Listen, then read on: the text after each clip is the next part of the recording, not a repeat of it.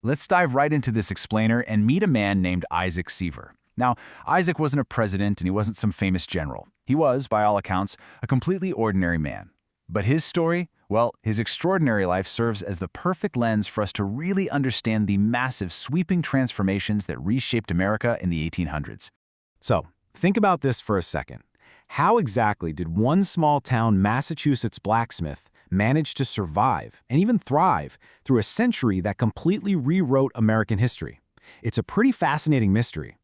I want you to put yourself in his shoes for just a moment. Imagine navigating an era of unprecedented breakneck change, living right through the dawn of industrialization and the chaotic aftermath of a devastating civil war. And that brings us to the core of what we're looking at today. The absolute strongest theme here is resilience and adaptation.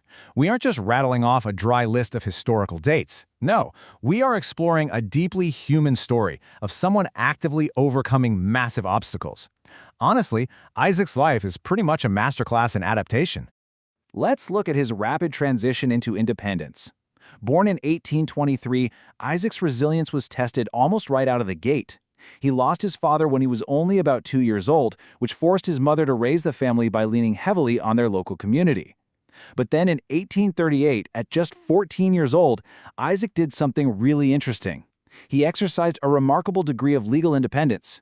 He formally chose his maternal uncle, Jeremiah Knowlton Gates, to be his legal guardian.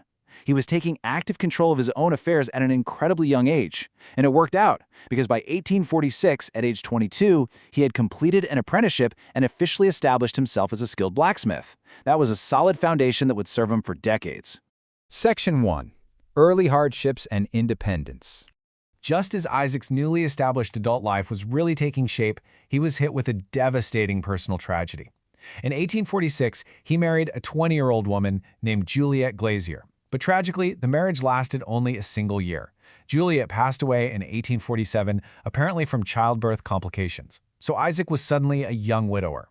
He was actually forced to send his infant daughter, Juliet, to live with her maternal grandparents, just so he could keep working and survive. It's an unimaginable heartbreak. But his next move, it brilliantly illustrates his incredible resilience. Because just months after Juliet's death in 1847, this 24-year-old grieving widower managed a massive step toward economic independence. He went out and purchased 50 acres of land in Gardner, Massachusetts for $900. This was his first documented real estate purchase. He wasn't just surviving day to day, he was actively investing in his future and building a real foundation as a property owner. Section 2. The Civil War Interruption. Okay, fast forward a bit. By 1860, Isaac was doing pretty well. He'd accumulated $1,800 in property and was raising a growing family. But that comfortable micro-world was about to be totally upended. What's really interesting here is his age when duty called. In 1863, at 39 years old, which by the way was significantly older than most soldiers, he registered for the military draft. In August of 1864, leaving his family behind back in Westminster, he enlisted as a private in the 4th Massachusetts Heavy Artillery. He traveled south to serve in the defenses of Washington, D.C., protecting the Union capital right up until the Confederate surrender. He was eventually discharged in June 1865. This just completely proves his willingness to adapt to national duty, stepping up when his country needed him, despite what was obviously a massive interruption to his family and his livelihood. Section 3. Adapting to industrial change. After the war, America was changing at lightning speed.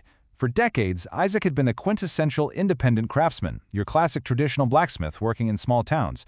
But by 1870, he'd moved his family to Leominster, and we see a huge shift. He actually became an industrial worker in a factory fork shop.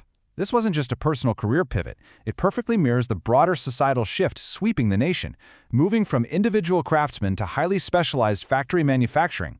He adapted his traditional metalworking skills to fit exactly what this new, mechanized economy demanded. Yet his story doesn't end on the factory floor. By 1880, at 57 years old, Isaac returned to traditional blacksmithing. I mean, talk about occupational resilience. Whether the local economy was calling for factory labor or traditional anvil work, Isaac fluidly adjusted to whatever was required to provide for his family. He truly just rolled with the punches of a rapidly modernizing world. Section 4. A Legacy of Resilience. The final chapters of his life really highlight his enduring family ties. Isaac's personal life carried a lot of complex, emotional weight across 3 different marriages. We already talked about his tragic one-year marriage to Juliet. But later, in 1851, he married Lucretia Townsend Smith, and this 33-year marriage really anchored his adult life. They raised 4 children together before she sadly passed away in 1884.